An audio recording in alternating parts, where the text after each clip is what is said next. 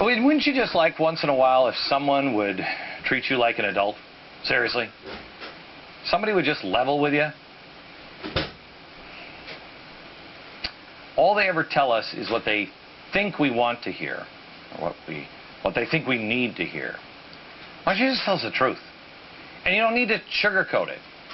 But that's what everybody does to suit their agenda, and both sides are sugarcoating. Here's what you get from the right. We have to stop spending or we're going to drive ourselves into bankruptcy, and we can't afford to do that. And now this plan comes out and it's 2008 spending levels. Okay. It was bad in 2008. I don't know if the Republicans got that.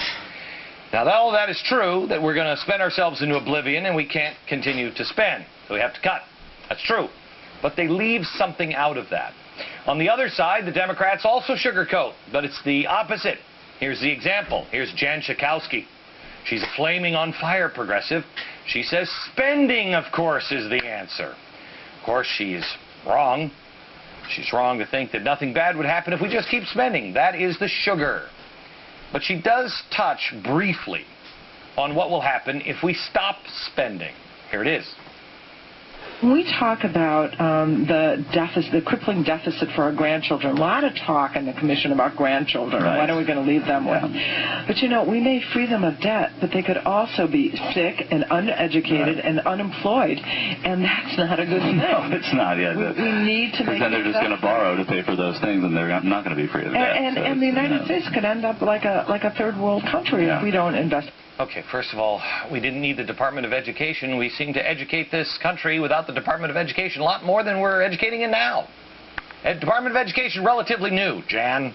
So we're not all going to turn into dummies because we have each other and we can educate ourselves and our neighborhoods and our states. We don't need the federal government to do it. But the one thing that she said here that was accurate was the country could end up like a third world country. That's true. She says that'll happen if we don't invest. Where in the Constitution do you read anything about investing in our country? I haven't seen that word. It's up to you to invest. That's what you do.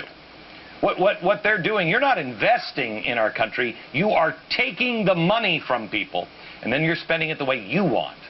Now, that's grand theft, or I think it's suicide. Now, she mentioned the third world.